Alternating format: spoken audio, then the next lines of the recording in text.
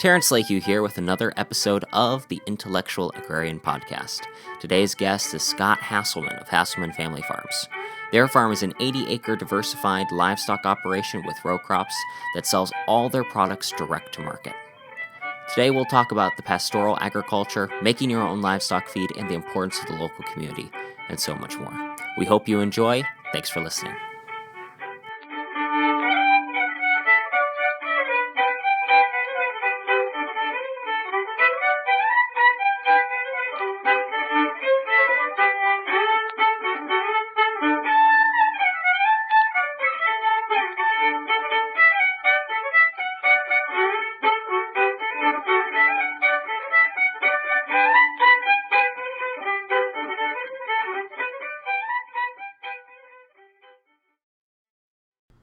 Scott, welcome to the show.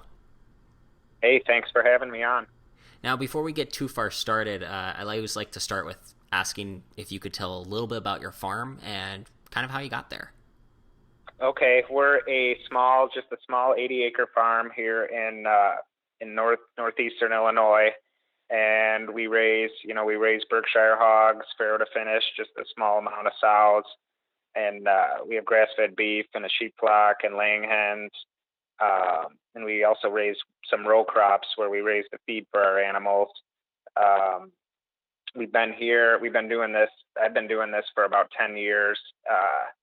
Only been at this farm for about 7 years, and it's really grown quite a bit. And we direct market almost everything we raise too, which takes quite a bit of time. So we're proud that we direct market everything, and we have a loyal following of several hundred customers in the Chicagoland area that buy from us. That's awesome. So how did you kind of get involved in farming?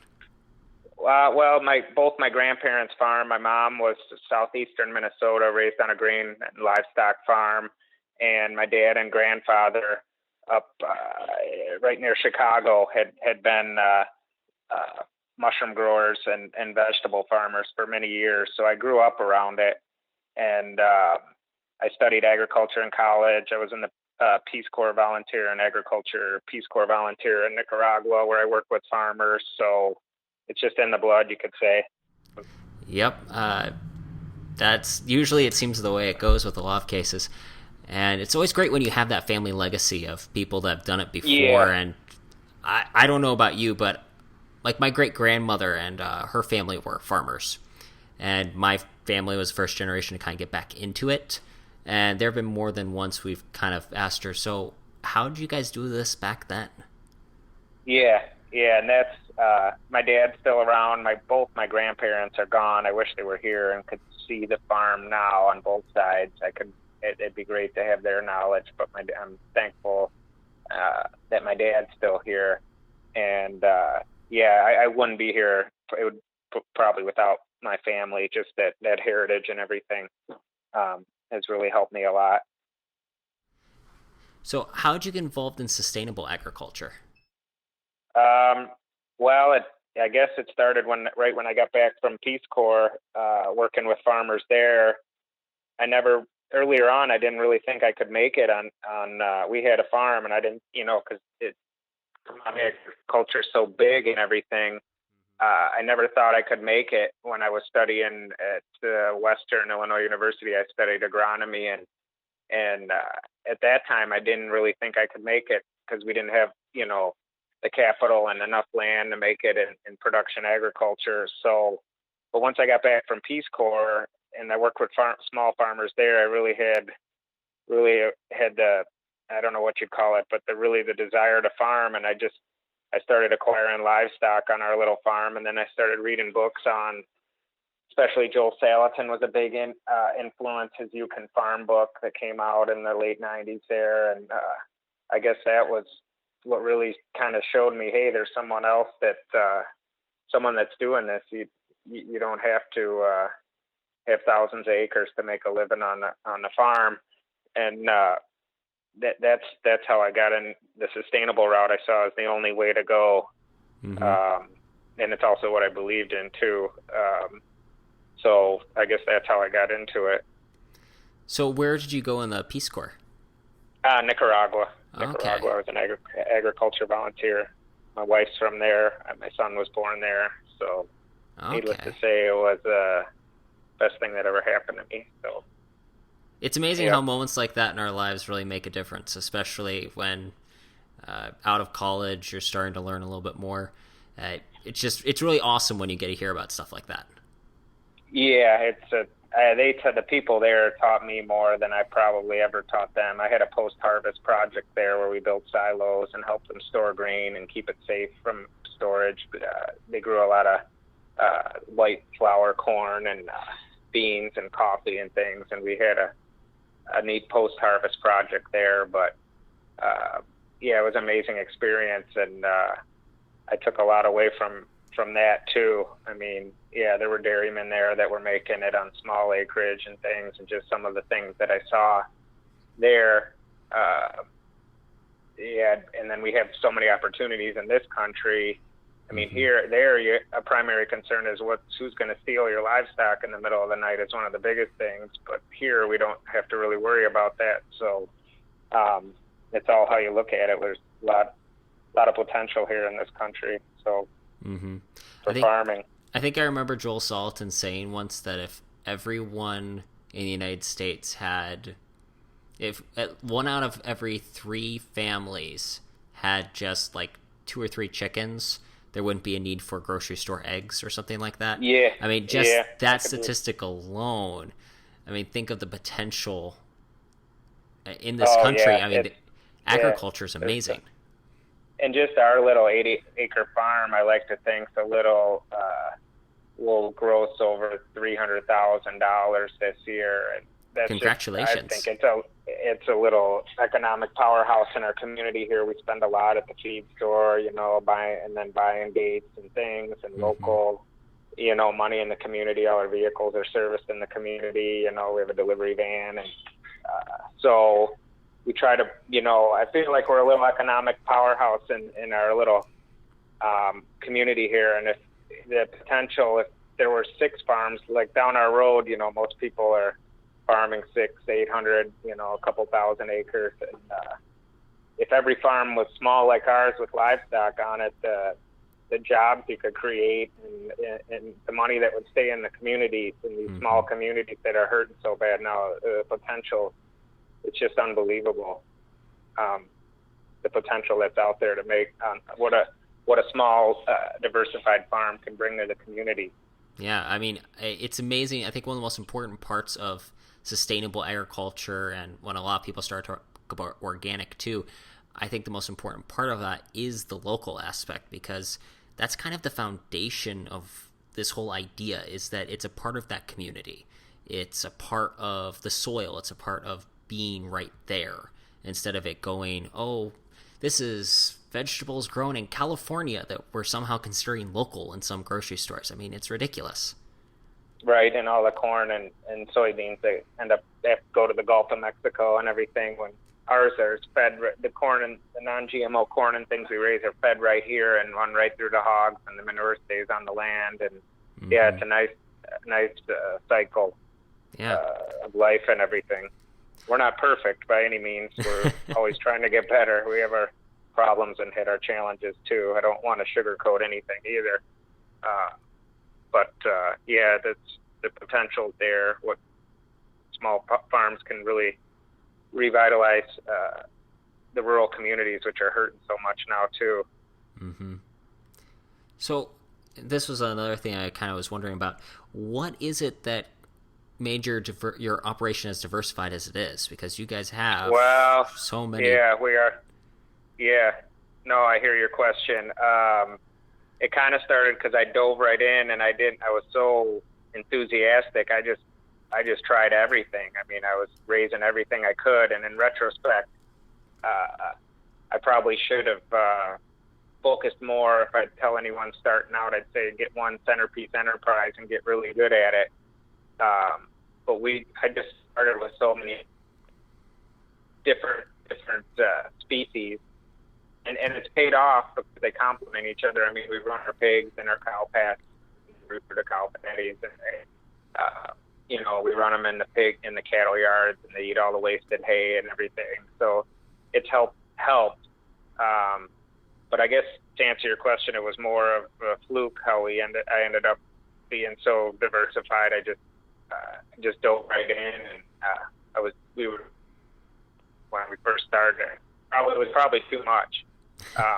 But now we're now I guess our centerpiece enterprises would have been pork and eggs when I look back. But now our grass-fed beef. I mean, we have almost 100 head of cattle. We're over almost 100 head where we're custom grazing.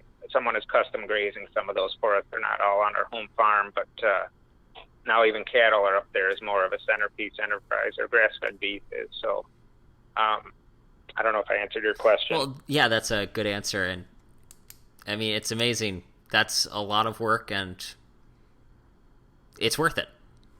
Yeah, it is. We made a lot of mistakes in the early years. I guess if I didn't, we really honed our livestock skills in those early years, trying everything. But our diversification, it really pays off, because especially with our marketing, because our customers, they want to come to us and, oh, you got beef, well, where can I get pork? I mean, the more you have, like, add-on enterprises, you already have that client base built up. So it's really helped us being diversified.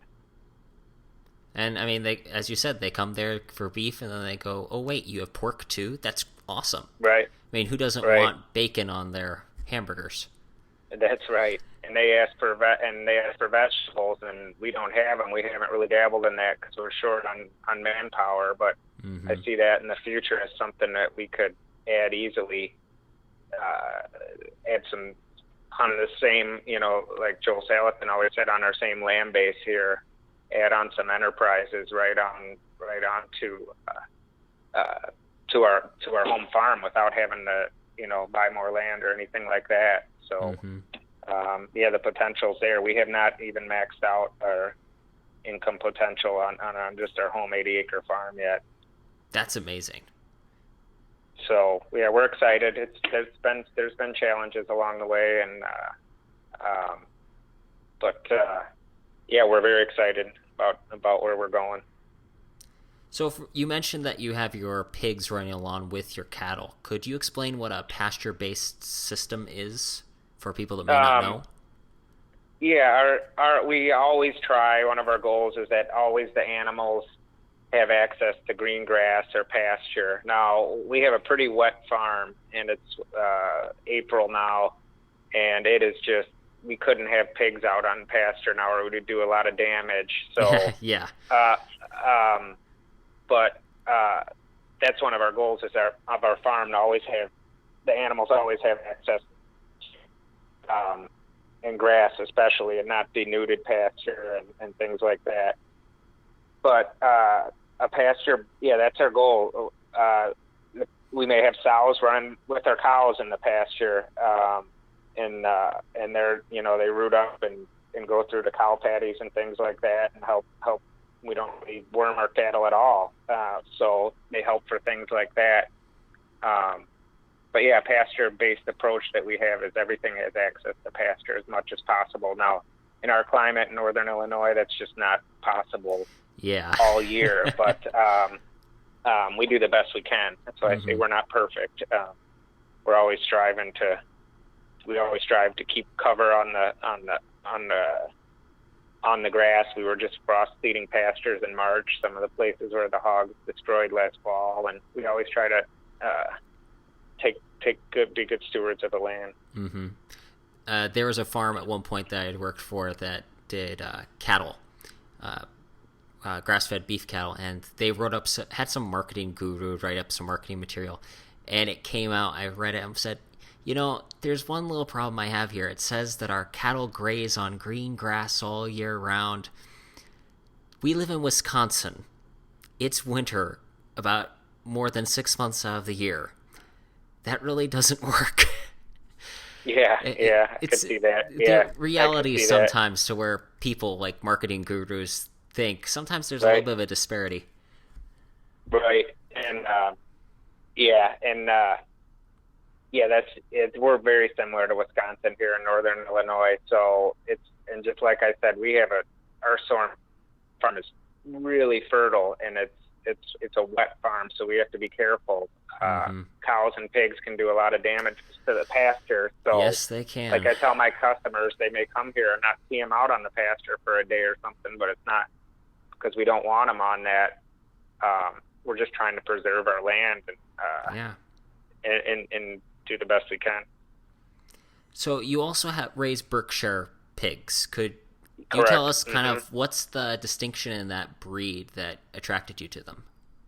Well, I bought some of the first when I started direct marketing. Some of the first feeder pigs I bought were Berkshires, even before I started farrowing pigs, and I said, oh, I didn't know much about them. Then I started investigating online, and I found out that they were really a niche market. They had different pH, the color, the pork has different texture and flavor, and they were really high quality pork. And this would have been back in the early mid 2000s, and I just kind of fell into that niche. I kind of fell in love with them, and then I went and bought some sows and gilts and started breeding them, and then, I ate them for myself the first time, and I said, whoa, we've got something here. So we've kind of marketed ourselves that way as Berkshire pork, and they do good on pasture. They're outdoors. You don't have to worry about them getting sunburned. There's things I like about them. The mothering, it's harder to get big litters with them and things like that, but I just enjoy them. And it was kind of another, just happened that way that I bought those pigs, and I kind of just kind of enjoyed them, and that's how it started. That's one of the best ways to learn anything, is to kind of just fall into it, and especially if you can find the right breed. And I couldn't go back now because our customers love it. People just search us online for Berkshire pork, and we come up, and I can't go back now because we built such a demand for it. So, and we also enjoy raising them too, but they do good in our simple facilities too. They're an old heritage breed. We don't, so we have pretty simple open sheds and things like that we run them in the winter, and they do well. They do well for us. So that's how I ended up doing raising Berkshires. Awesome. So you also said that you raise crops for feeding to your livestock. So how do you grind your feed? I mean, I'm just kind of curious. Yeah, well, in the early years, I bought all my feed in the first few years, and then as customers started, the GMO issue started coming up and things like that, and buying the feed. We had so many pigs, it was getting quite expensive, and we had the land to raise row crops, so we started planting non-GMO corn and small grains like oats and wheat and barley, which we really need for the straw too, because we use a lot of straw here for our livestock. And then I eventually bought an old grinder mixer farmhand from the 70s, and we grind all our own feed now, and it works great. The mixer has paid for itself how many times over, and so we have a grinder mixer. We have a bin we put the corn in, and we do have to buy the protein and the minerals to add to the mix, but we're pretty self-sustainable on the feed we raise, and it just works so great for us because we have good soil here, and we can raise good crops, and we have all that manure coming too from when animals are loafing more in the winter. That we can use to help grow the crops. So it just works great. We're really proud of the fact that we raise. It's just a nice cycle, and we're proud of the fact that we're not buying in expensive grain that's shipped in. I mean, a lot of this organic grain being shipped in is coming from India and China and places like that, and it's just staying here in the community. I mean, it's a lot more work. It is a lot more work. Thankfully, my dad, who's 76, loves tractor work, so that helps me a lot, as I wouldn't have all the time for it probably. So So that's kind of how we do that. That's really neat. I mean, I don't hear that many farms of your size raising their own feed, and hats off to you. That's fantastic. Yeah, we like it's a lot of work. I mean, economically, I don't know if we, because of the time and the equipment and everything, but we feel it makes a better product too, because we can really tell our customers what's in the feed, yeah, and it works. Yeah, it's great. It's just I don't like to use the word we're old fashioned, but we're probably a classic farm you'd see here in the 60s or 70s, small, diversified, livestock farm. I don't like to say that because we use a lot of modern things here too, like, solar and GPS and electric fencing and things like that. But we're just a small, sustainable farm, and yeah, we're proud of that. I like that. Classic. It's not old fashioned. It's classic. Yeah. That's what I've told people every now and again about myself. So you direct market all of your products. So what does that usually entail? Yeah, that's a big job, and it's grown, and it entails a lot of work. We spend a lot of time driving to and from the processor. I've invested a lot in a website and online sales. We have a live inventory we carry online. Customers can order can order anytime, and then they can either pick it up at the farm, pick it up at a farmer's market, or we'll deliver it. We have a delivery van where we deliver every Wednesday, and it's really slick because it is a lot of work, but it's slick. I can have orders coming in the middle of the night. I'll wake up and there'll be an order or two, and you can have money coming in when you're sleeping. So wow.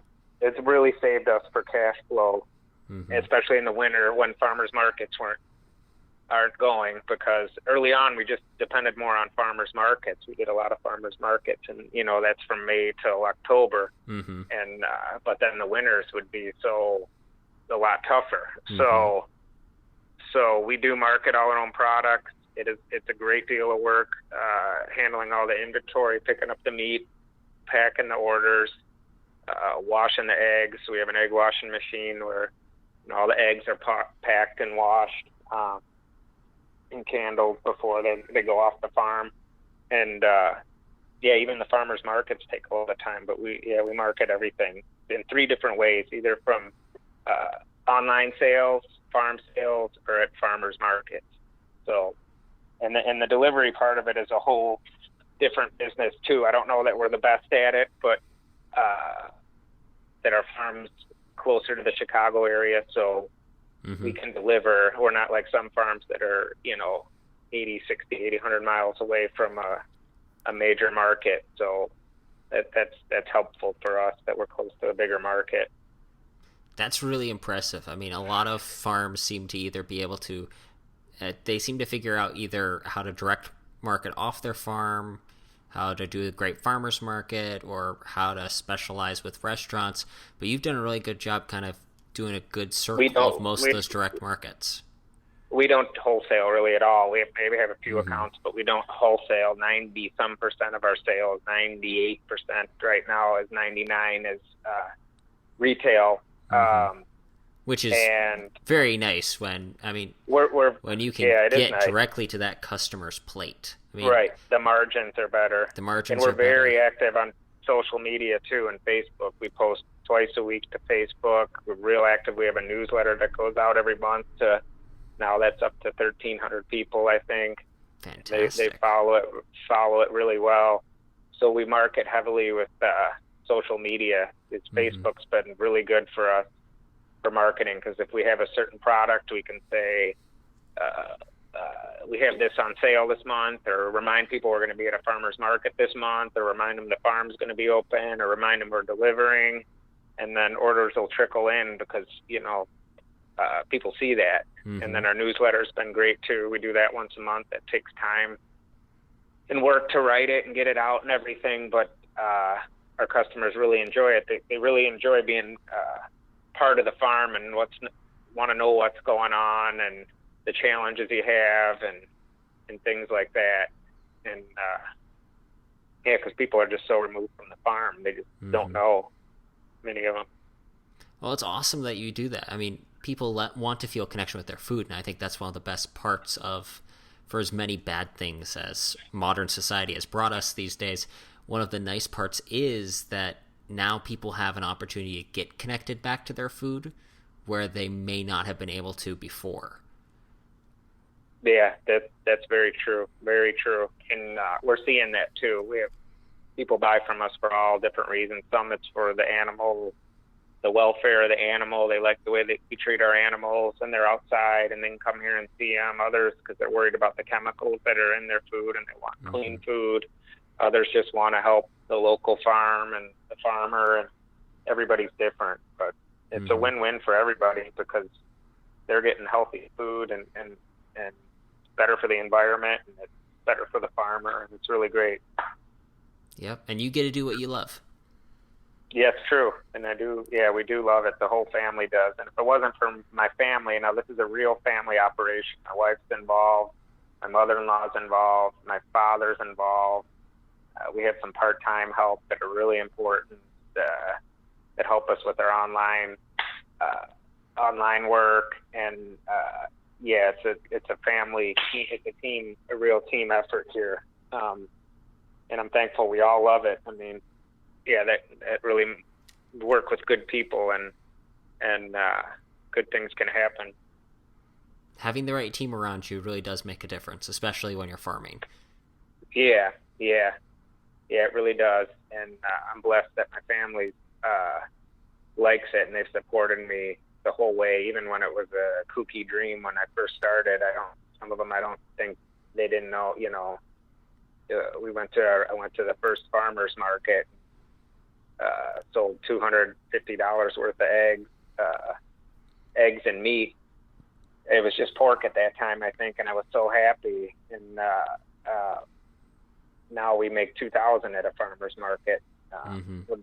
It's not always that much, but it's just grown, is what I'm trying to say. And my family's been supportive of that, even when we first started. It looked kind of rough, and it was, wasn't sure it was going to take. They stood by me the whole way. I'm thankful for that. Wow. So what does a typical day at the farm look like? Now, I do ask this knowing that very infrequently do you have typical days on a farm. Yeah. Well, now in April it'd be chores. I mean, our farm it's high labor. It's not push button farming. So it's high labor, especially this time of year when we're coming off the winter. And so you have chores in the morning, chores twice a day, 365 days a year. Yep. You got chores in the morning, then you're collecting eggs, you're packing orders. You might have to go to the processor. One day you might be hauling livestock to the processor. One day you might be, like today I was at the processor picking up 50, 60 boxes to bring back and unpack. And then there's the cleaning pens and watering and carrying buckets, and collecting eggs and bedding things down with straw and cleaning things out with the skid steer and piling it on the compost pile because you can't spread it this time of year. And it just really varies the time of year. And then in the summer, there's the hay making, the hay cutting, the hay raking. The animals are out on the grass more, so the chores are a little less then. Eggs tend to be high chore level, like collecting the eggs and everything like that and washing them. So yeah, every day is different. I mean, could be tractor work, could be packing orders, could be delivering orders, could be washing eggs, could be fixing a broken hay wagon. It's just every day is different. And that's what I really like about being diversified is, we're going to start lambing here soon, and it's a stressful time. I wouldn't want to do it all year, but it's okay to do it a month of the year or so. And it's just like planting corn or something like that. I wouldn't want to do that for, 16 hours a day for 4 weeks or 3 weeks like some of my neighbors do. But I don't mind doing it for a day or two, a couple of days. So I really like the fact where it's always something different. There's a lot of fun things, There's a lot of hard work and stress too. I mean, but it's just, I don't know if that answers your question about it does. It's just really neat to hear how you get a change from one thing to another because mean, that is one of the joys of a diversified farm, is that you don't really have, well, you never get bored on a farm, but I mean, you've always got something to do. You've always got something a little different to do. Always it doesn't something have to be always the different. same. I don't particularly like castrating pigs and things like that, but it's got to be done. It's only a few days a year, so you just do it. You just do it. That's how farming is. Just get it done. Yep. And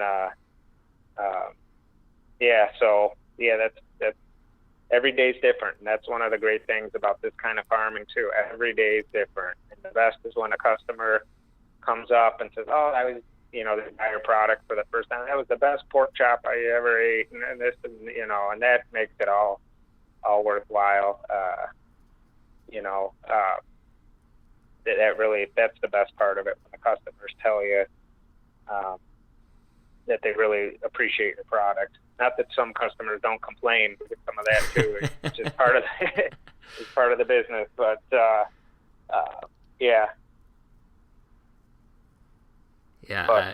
that's the way it goes. And I find that at least from my experience, because I think I mentioned I did farmers markets for several years. One of the things I always enjoyed most was when that person was just so happy with that particular cut of meat or that apple, whatever it was I happened to be selling at the time, because that made up for the 3 or 4 cranky people I had to deal with before that. That's right. That's exactly right. And that's right. Yeah. But overall, I mean, the vast majority of the compliments, they're just all compliments, and the nicest things, and the people they care about you, and they worry about the farm. And our delivery van broke down the other day, and it was had to be towed and everything. We put a picture of that on Facebook, and all the customers were coming up at the market. "How's your van okay?" And they worry about you, and you share things with them too. And like, they have babies or someone passes away, and you go through the ups and downs in life with them. It's real, it's real marketing. It's real. It's real marketing. It's real relationships, real people. You're not just. It's not like if you go to the super. The customers bring products back to me they didn't like or something, and they bring it to you, and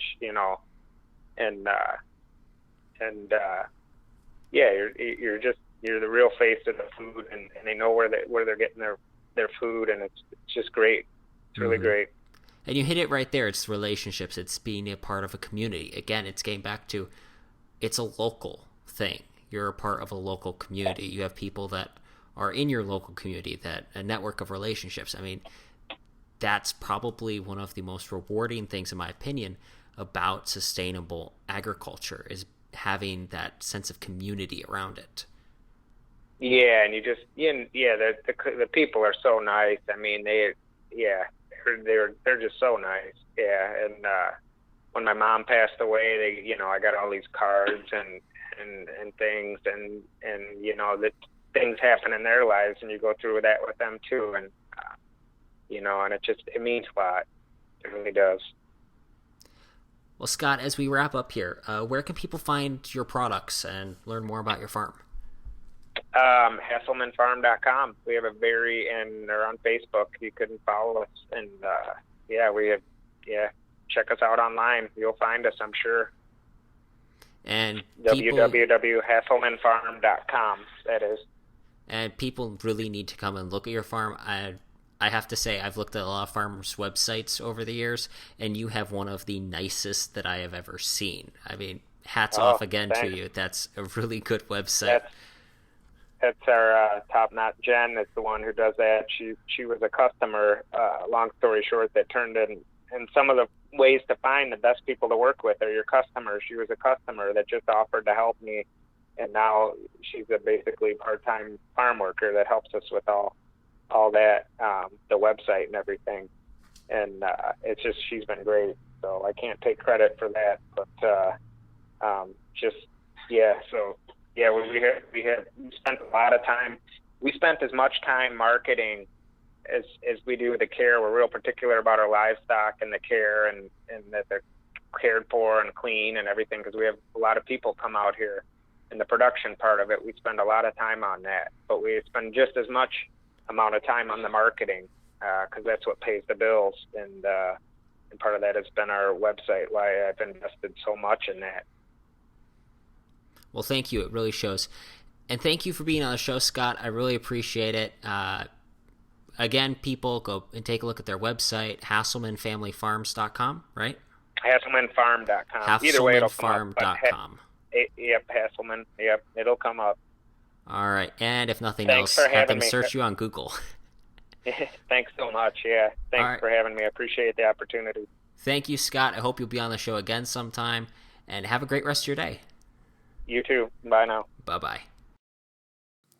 It was great to have Scott on the show. We hope you'll check out his Facebook page and his website. Again, I've seen a lot of farmers' websites over the years. Scott's is one of the best I've ever seen. If you live in the Chicago area, please order some of his products and enjoy a good dinner. You can never regret eating good food. If you've enjoyed our show, please subscribe to us on iTunes, SoundCloud, and Stitcher. We'll have new episodes twice a month on Mondays. Now, some of you are likely astute enough to have recognized that we talked about Joel Salatin, and I did not put anything in the Joel Salatin jar. That's because I didn't have any change on me. But, to make you all happy... There. Happy now? You can also take a look at our YouTube channel, link in the description below. There you can watch our field notes videos and our plowing through history videos where we explain how farmers have farmed over the centuries. You can, of course, follow us on Facebook at facebook.com/intellectual agrarian. If you click the sign up button, you can subscribe to our newsletter that will keep you up to date on all of our activities. All the websites and links we've talked about can be found in the description below. Thanks for listening. This has been the Intellectual Agrarian Podcast, and Terrence Leahy reminding you to keep farming the dream.